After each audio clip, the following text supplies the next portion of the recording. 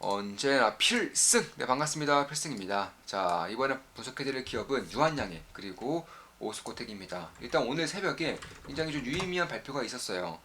유럽의 에스모에서 열린 이제 폐암 치료제에 대한 발표였었는데, 이 임상에 성공하냐 실패하냐에 따라서 현재 시장 규모만 10조 원이 넘는 그런 폐암 치료제에서의 그런 블록버스터급 신약이 나오냐 나오지 않느냐의 그런 발표였습니다. 규모의 폐암 치료제죠. 자, 결과부터 말씀드리면 일단 수치는 대성공이에요. 물론 시장의 반응은 굉장히 안 좋았지만 일단 수치는 대성공으로 나왔습니다.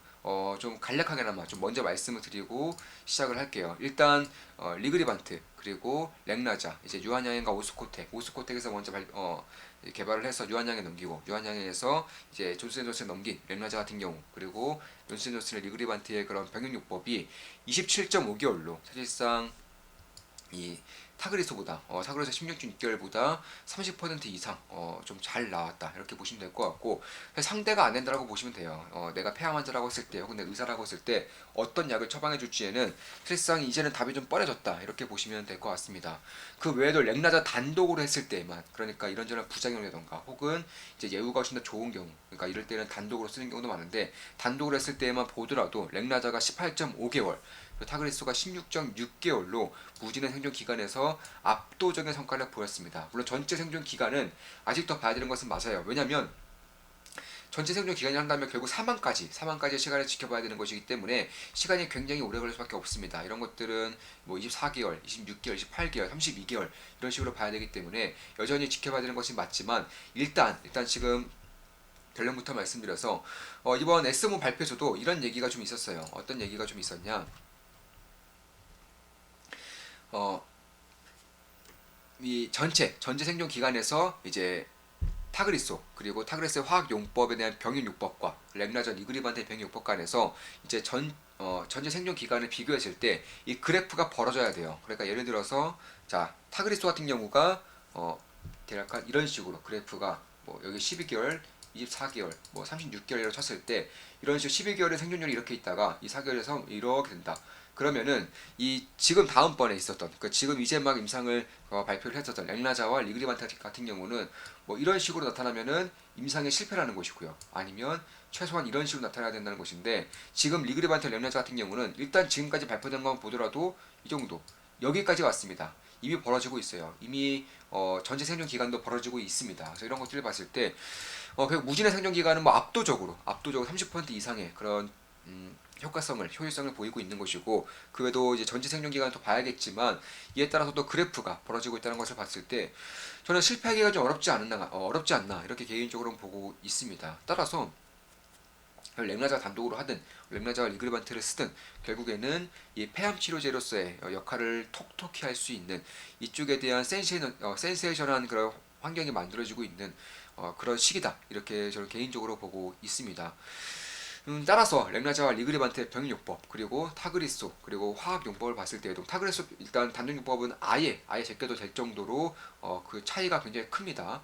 이제 화학용법과 비교해야 되는 것인데 화학용법은 제가 그 전 영상에서도 말씀드렸지만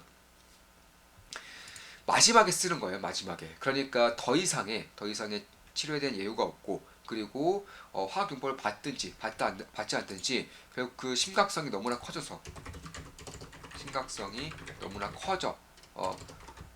때 사용하는 것입니다. 왜냐하면 화학 용법을 사용하게 되면 우리가 흔히 알고 있는 드라마나 영화에서 봤었던 그런 아예 움직이지도 못하는 상태에 처하게 되는 겁니다.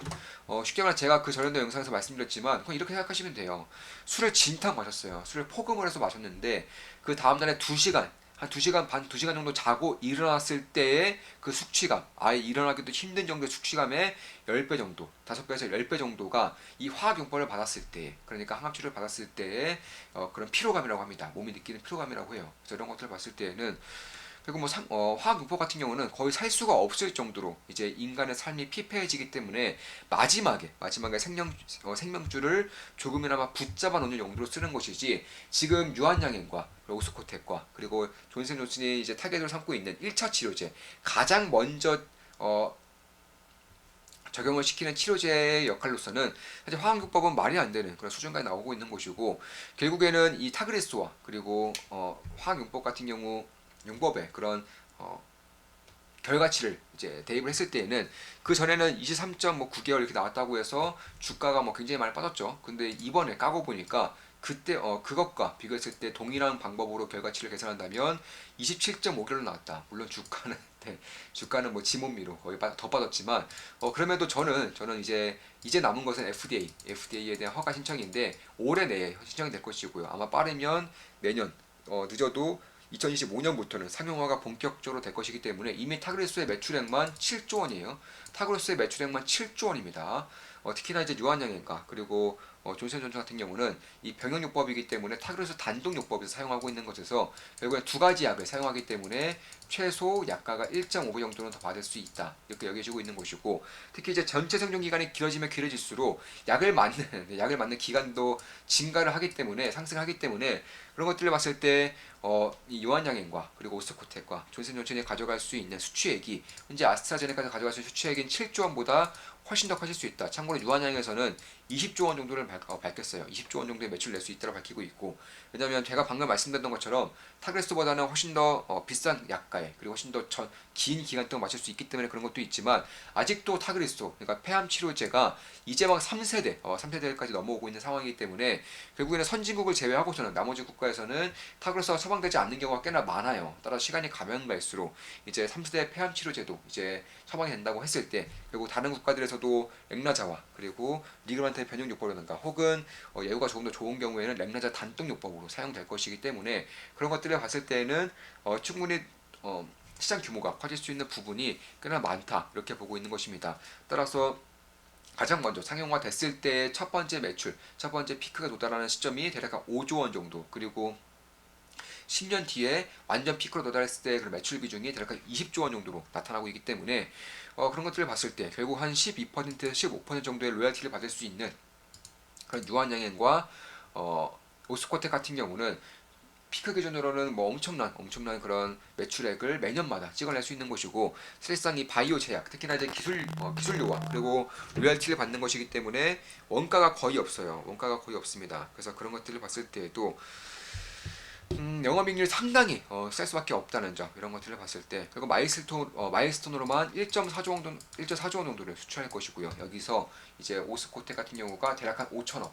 그리고 나머지 9천억 정도를 유한양에 가져간다는 것을 봤을 때에도 이거는 내년부터 상용화 된다면 혹은 내후년부터 상용화 된다면 바로 받을 수 있는 로열티 그리고 마일스톤 그리고 계약금 이런 것들을 나타낸 수치입니다. 따라서 1.4조 원 정도 받을 수 있는데 그 중에서 35% 자회사 가치까지 합하면 40%를 오스코텍한테 가는 거고요.